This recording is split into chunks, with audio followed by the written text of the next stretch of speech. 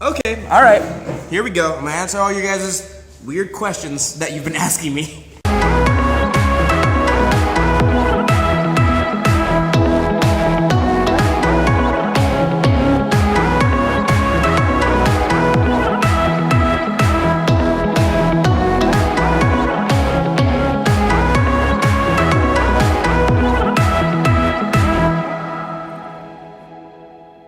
Hello, you dirty potters. How are you today?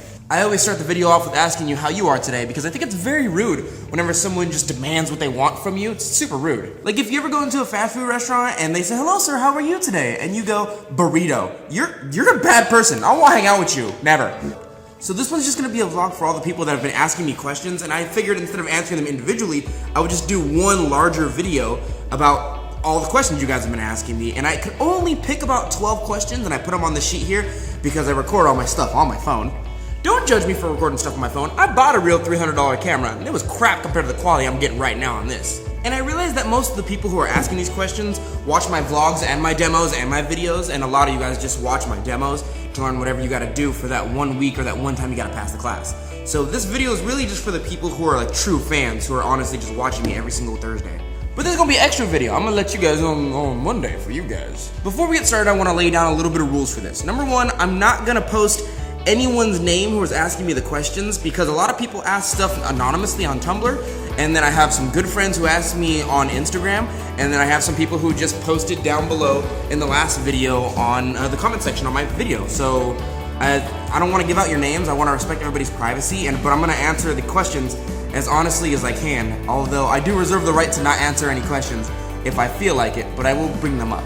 And there's one person who just asked like a string of questions on Tumblr, 20 questions, and I can't answer all of them. I feel like I'd be monopolizing your time for this video if I did that. So I'm just gonna read off the questions that I've chosen here, and it's almost 12, it's about 12. All right, we good? We got it? Everybody laid down? We're all fine? Okay, good, let's go. Question number 1. When did you start throwing? That's a hard one to answer because I feel like I've been doing it longer than I've actually been doing it. Here's the problem, a lot of people see the level that I'm at and then they go, well, you're young, so you must have been doing it for a very long time.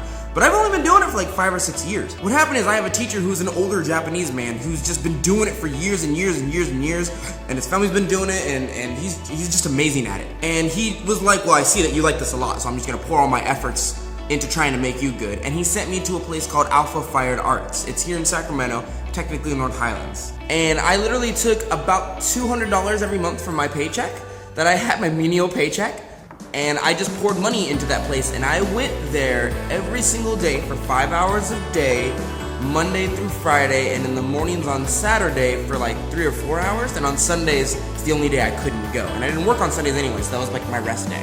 So I've probably been doing it for about 5 years or 6 years now, but I cannot make the point more clear to you that the amount of time that you've been doing it is not the length of time in which you started from when you're doing it now.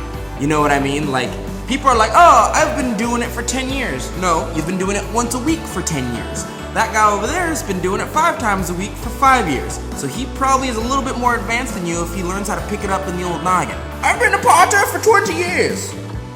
But you know, like, only on the weekends. When I have time off. When I'm not watching the kids.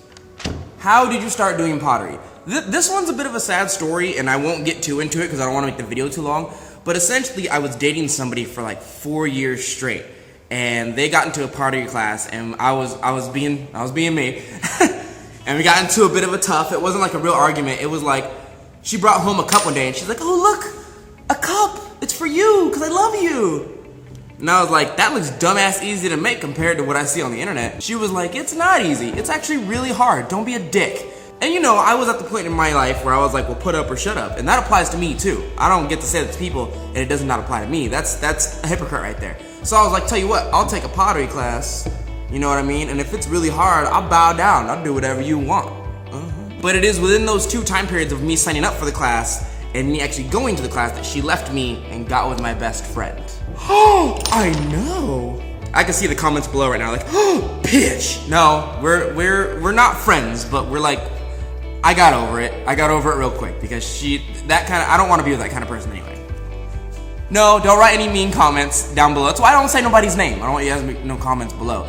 But she still watches my stuff, and I still find her on Instagram, and we're still technically friends. You know what I mean? We don't talk ever, but I got over it, and I kind of figured, well, the kind of person that would do something like that to me, I don't want to be with anyway. But I have a habit of just destroying and conquering the last thing that hurt me really badly. For example, like, I'm one of those people who get off on negative reinforcement. Like, if someone's like, wow, you're really bad at that, I'll come back the next month just ungodly good at it. I will pour my entire heart and soul into it, depending on how much it hurt me. So in that light, I've learned to let things go a lot more, but at the same time, the last thing I remember having an argument with her about was pottery, and then I just took all the pain and suffering. She kind of delved onto me with my ex-best friend now, and I just like dove it into pottery, and it satisfies a certain part of me that can't be satisfied otherwise without creating, which is partly why I like to destroy stuff. It satisfies a certain part of me that creating can't satisfy. I don't think there's any other way to teach somebody how to love better than to make them destroy the one thing that they love the most in the world. Because at that point, you really learn what you value versus what you just thought you loved. You know what I mean? So that's the long and short of it, but next question! Swerving on these hoes. Tell you what though, from that experience, I let go real easy now. Somebody's like, I won't be your friend no more. I'm like, that's fine with me. I mean, the garbage took itself out, you know? Oh, it's this person. This person asked me, how was your day? My day was fantastic. My day, I'm gonna go into, you know what? I know it's a simple question, but I'm about to go into this right now. So I just came back from a vacation at Fanime, and I'm trying to get all my Patreon stuff. I have like 4 or 5 porcelain plates over there, along with a couple of bowls, right? That I'm trying to give to my Patreon supporters because they support me and keep me doing this, and they keep these videos coming, and they buy part of my clay, and they're fucking amazing people. Whenever I come back from Fanime, I always see like the ripped cosplayers, and I'm like, oh, I wanna be way more ripped. So what I do is I always start my diet. So I just started my diet this morning, right? And so I just have 4 eggs and half a chicken breast and a cup of rice. So I'm actually doing fantastic. I slept for like 9 hours. That never happens to me. I never get that much sleep. So thank you for asking. I know who asked that question. I'm trying not to say your name right now, but thank you very much for asking me that. Are you going to the National Clay Convention? I don't know. I think it's called Nika or Nisikaka, but I know most people don't pronounce the C. It's N-C-E-C-A, but most people just say Nika instead of like Nikia. I don't know if I'll be going. I think if by next year I have enough Patreon supporters to actually support me going to a trip to make a video so that I can actually be there, I will. But as far as I'm concerned, I would have to take a good $500 out of my own paycheck to actually go, right? Because I do have a job on top of this. So I would have to take my real money that I use for rent, go there off that money, come back, buy my hotel, buy my food. It's probably gonna be like a $1,000 trip at least. And I don't think there's any viable way I can do it and still be financially comfortable without more Patreon supporters. That being said, I do recognize this, Jennifer and Sammy. I do recognize you guys are beautiful people who've decided to become patrons. So I know I thanked you already, but thank you guys. But I think once I have enough Patreon supporters to the point where I can get nicer stuff and actually take trips for the benefit of this video and this channel, then I will be able to go. So I don't know if that'll happen by next year. But if I do go, I'll tell you what, I will see you guys there and I will let you know I'm going. I'll post it on Instagram and on my Earth Nation Ceramics fan page. All the links are down below for those 2 things. So I will definitely tell you guys when I'm going, and we'll have lunch together, and I'll bring pottery, and I might give out some pottery, and it'll be real nice, and we can talk about glaze recipes, and we can get shirtless. You wanna get shirtless? Okay, we can do like 4 out of 5 of those things. How was the clear recipe I gave you? It was good. It was really good. My problem is, so long story short, a good friend of mine gave me a clear recipe, and I've been trying to modify it and use it to different things. The problem is the expansion rate and the fitting of my glaze versus my porcelain is way too small, because my porcelain shrinks way too small versus the expansion rate or the fitting rate of my actual glaze that's going around it, so it creates a lot of cracks. I don't like cracks because those are micro cracks, and bacteria gets inside the micro cracks whenever I make that stuff, technically not making it food safe. And I say technically because I've been eating off those bowls for years and years and years, and nothing's wrong with me. I've been eating off for like 5 years now. So they're fine. I will say if you treat them like normal dishes, they'll be good. But I also understand that while you cannot promise somebody 100% something food safe, you still have to follow certain guidelines to make it as food safe as possible. Kind of like a cook. So that clear recipe did good, but again, it doesn't work on my porcelain, and that's really, I'm just trying to find something to fit this damn porcelain. Unless I want to start making my own porcelain, which I don't wanna. This one gets asked a lot. This one is, how old are you? Get some coffee, because this is gonna be a weird question. This one was actually asked by a Patreon supporter of mine, and people either assume I'm like 21, and I'm just young, or they assume I'm like 31, and I just go to the gym. The reason I don't tell people my age, especially right away, is because people always ask questions for a reason. They want to know a base amount of knowledge. So most people ask my age because they want to know what stage I am of life or in life, and they like to make preconceived notions about my age, which is why I don't like to tell people my age. For example, if I told you I was 21, if I said right now, I am Dante the Potter and I am 21, your brain would go, oh, you just started drinking. That's not true. Now some of you are probably thinking, well, yeah, of course you drink before you're 21. No, I don't like drinking. I don't like drinking, I don't smoke, I barely party, and I only party with people that I'm comfortable partying around, and don't do weird stuff when you pass out on the couch. You know who I'm talking to. Frat boy Johnny. So because of that societally trained mindset where people go, oh, you're young, so you don't know, or oh, you're older, so you must know. I don't think that age is experience. And I said this in a past video, I think somebody took it wrong.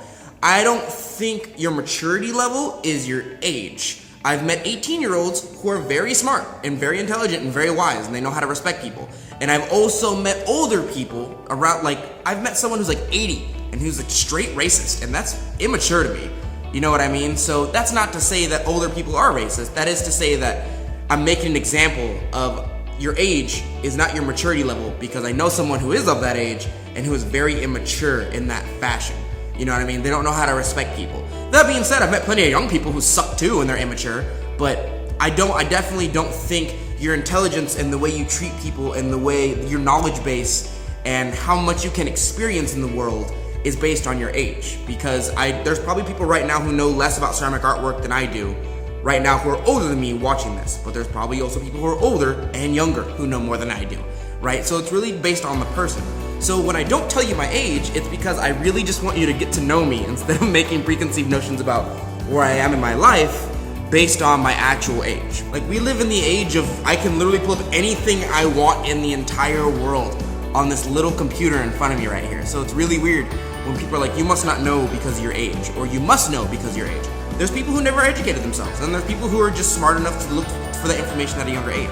So if you watch this channel, that's what I never want you to do. I never want you to base somebody's intelligence based on their age. Because firstly, that's called ageist. It's like racist, but with age. It's a real word, look it up. And it's wrong. Saying that somebody is something because of their age, and or race and or gender is a negative thing. There's very few things you can go ahead and assume based on somebody's gender. Like if I told you I was male, you could probably assume I got a ding dong. He said ding dong. I just said ding dong on YouTube.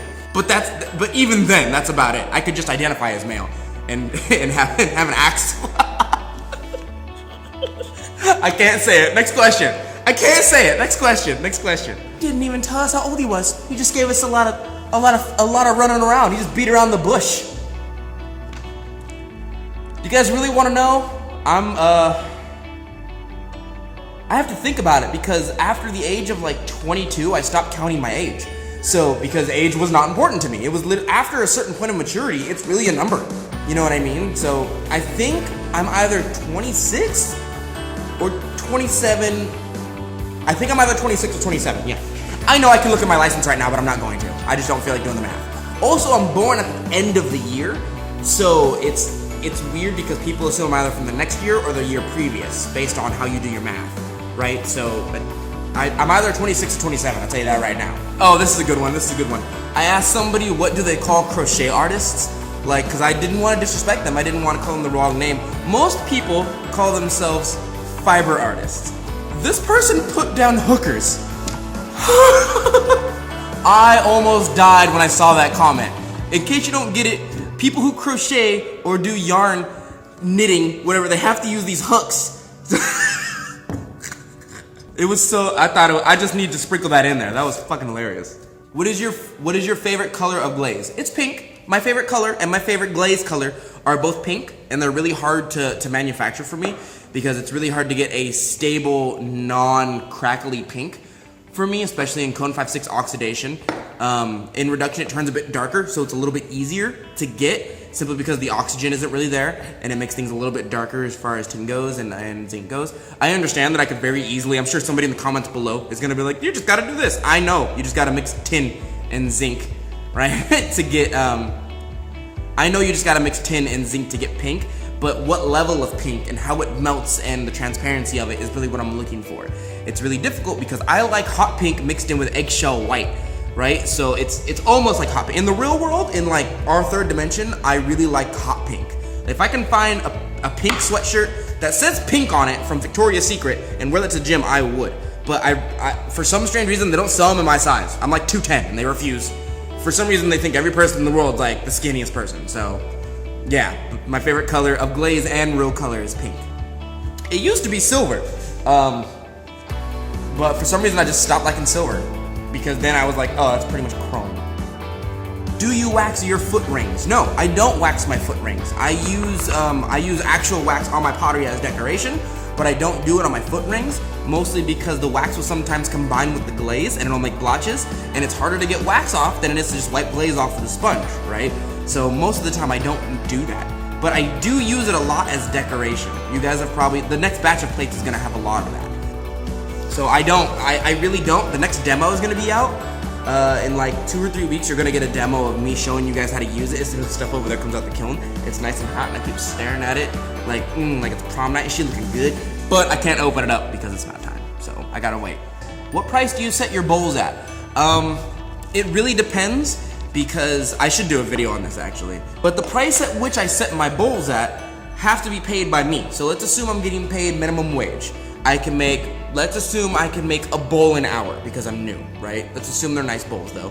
If I can make a bowl an hour, that means the cost of my clay, and you divide it into how much weight you're actually doing, right? That would be, let's say I pay myself $10.50 an hour. If you're paying yourself $10.50 an hour, you're making a bowl an hour, right? That automatically has to be $10.50 for that one bowl, plus the amount that you paid for clay. And let's assume you get a $10 bag of clay. It's a real cheap clay. And then let's assume you split it up into 5s. And then let's assume you split that weight up into 5 different bowls for that one bag, and that bag was like $10, right? So you automatically, plus that $10.50 that you paid yourself per hour to make that one bowl, that bowl's $10.50 plus the amount of the clay. Then you have to add the amount of energy it takes to have the kiln. And then after all that, you gotta add the amount it takes to buy your damn glaze. I don't know if you buy it or make it yourself, right? But if you're a beginner, I highly suggest you get the food safe sticker glaze right here. Amico Potter's Choice is one of my favorites. And then after all that, you still have to pay yourself for the expertise it takes. Because when people buy your bowls or buy your artwork, they're not really paying for the bowl, they're not paying for the artwork, otherwise they can go to Walmart. What they're really paying for is the amount of time and expertise it took them to do that. So when people go, how come you did the bowl in 2 minutes? How come I gotta pay $20 for it?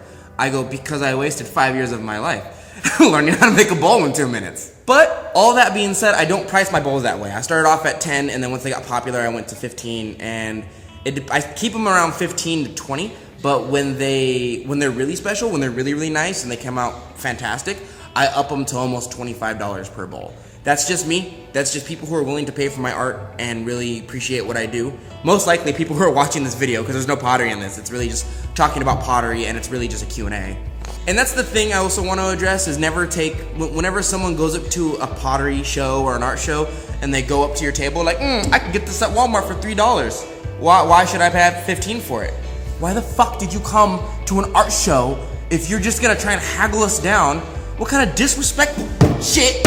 So the way I price my bowls is by popularity. The more people are willing to want them, the more people are willing to pay for them. But there's a set point. I'm never gonna raise it above like $50 unless it's masterwork.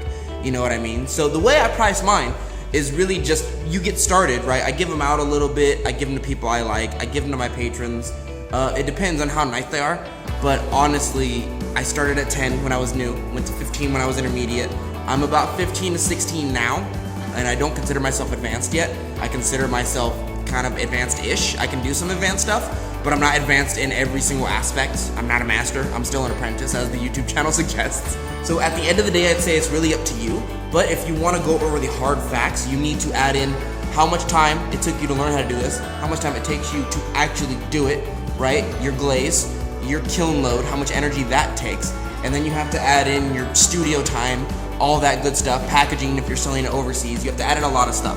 That's how most people price their bowls. How I price my bowls is I just bang them out because my main priority is to make people happy with my art. It's not to come up off $1. If you're just producing stuff just to sell it and there's no heart and there's no soul in it and you're not having fun while you're doing it, I qualify you as a sellout. You're a production potter. You're just making stuff specifically to sell. And that's not, I don't think that's what art's about. That's just my opinion, however. I'm sure somebody's gonna get offended in the comment section because they just make cups with little cartoons on them.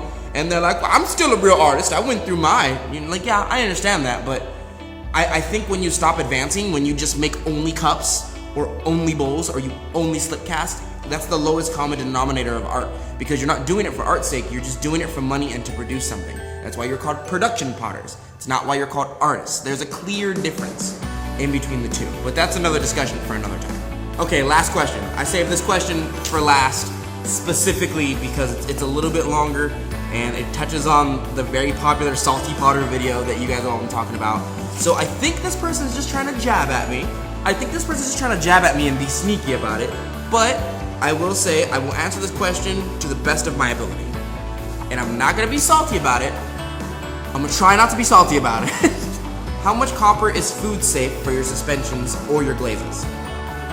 Okay, I got asked this question on Instagram. It wasn't private, I'm not gonna say the name, because I didn't say anybody's name and that'd be unfair. But I have to tell you right now, there's no 100% way to make sure, especially with copper, and lead for sure, I don't even use lead in my glazes, that your glazes are food safe, especially if you're using carbonates and oxides in them. There's not a 100% way. That being said, there are guidelines to how much of what chemical you can use to make them as safe as possible for the general public. Example A, some people straight believe that there's no way you can put oxides or carbonates in any glazes making color and still have them be food safe. That is a straight lie. There's a certain amount you can use. For me and copper, it's like 3%, but I go off of Digital Fire's article they put up quite some time ago. But example A right here, this is a glaze from Potter's Choice. It is Deep Sienna Speckle. It has a food safe sticker on it, right there. This is vetted, this is chemically tested in a room full of other glaze chemists to make sure that this is safe for you to eat off of. Not completely safe as they can possibly make it. So there's two different schools of people. There's people who go, yeah, you can use oxides and carbonates in your glazes. Depends on how much you use, of course. And there's people who are like, no, you can never use them, period, ever. It's kind of like cooking. And if you guys didn't know, I'm a chef at my job, right? At my job that's not this. It's kind of like if you placed a burger in front of somebody and then they were like, promise me 100% this burger will not make me sick. And you go, I can't. I'm a cook. I've only followed the guidelines to make it as safe as possible for you to eat. After that, there's nothing I can do. And then they go, well, I don't want it because you cannot promise me with 100% certainty it is not safe for me. And on the other side, you have the person who's like, yeah, of course you can't make it 100% safe. Nothing in the planet is damn near 100%.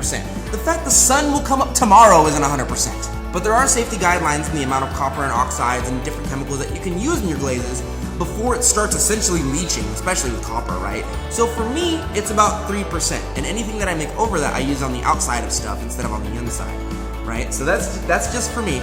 I will say, with copper, mine is 3%, and there's an article on Digital Fire talking about that if you want to find it. I'll tell you guys what, after that Salty Potter video where I said, like, this glaze is food safe, I had a bunch of people ask me for the chemical tests from the company in Canada that I ordered it from, and I emailed it to, like, I printed it and scanned it and emailed it to, like, 5 different people. And then after that, I just had more people demanding that I prove to them my glaze is food safe. But the messed up thing is the people that I sent it to didn't even say like, oh, okay, sorry for bothering you. We just thought you were like young and ignorant. They're like, okay, whatever. Didn't say sorry. Didn't say like, sorry for bothering you. Didn't say like, oh, you know what you, like, didn't be like, oh, okay, you're correct. They just left. They just left me alone after I sent them the email. I feel like somebody asked me for a damn birth certificate, and then once I gave it out, they were like, you're still not American. From the last video point on when I gave out my Lumos glaze, when I give you guys a glaze recipe, I'm no longer gonna say it's food safe. And I'm definitely no longer gonna give it to you under the guise of food safe. So you guys are gonna have to test it yourselves. And I'm definitely not gonna email them anymore. The last person who asked it from me, I was like, no, I'm not gonna give it to you. I've given it to too many people already. I've given out my recipe already. It's already on Glazy. The Unity formula I've already calculated. and it's put up on glazy.org. I'm not sure what you people want anymore. I've already proven to you. I even posted all the ratios up there, how much glaze I use, how much, and there's like 2% there's like 2% copper in it. It's not even thick. It's just the melt on the glaze looks super semi-matte, so it looks really dark. It looks really heavily metallic, but it's honestly not. But if there are any other dirty potters out there who ever have this conversation, you should probably note to them, like, yeah, there's nothing that can ever be 100%. Because you're gonna run into somebody who's gonna be like, you can't make glaze 100% food safe. Your reaction should be like, yeah, you can't make most things 100% anything, essentially.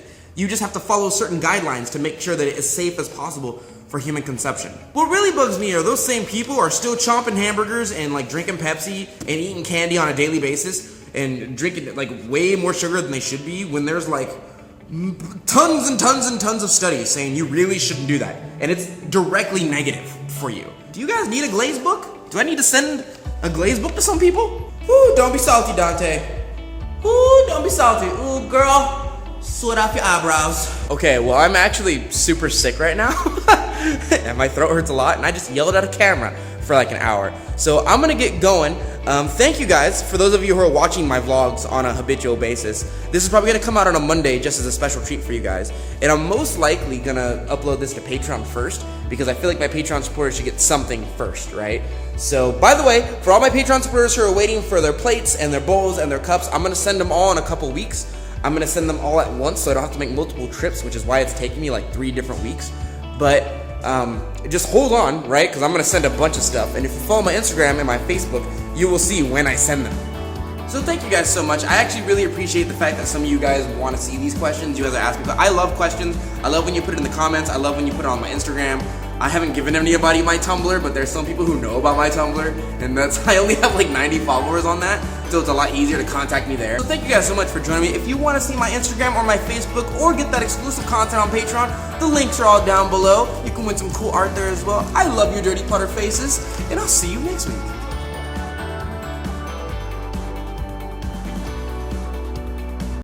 One person asked anonymously on Tumblr, "What that booty do?" Usually just goes poo. Well, scratch that. It like only goes poo. That's all it does.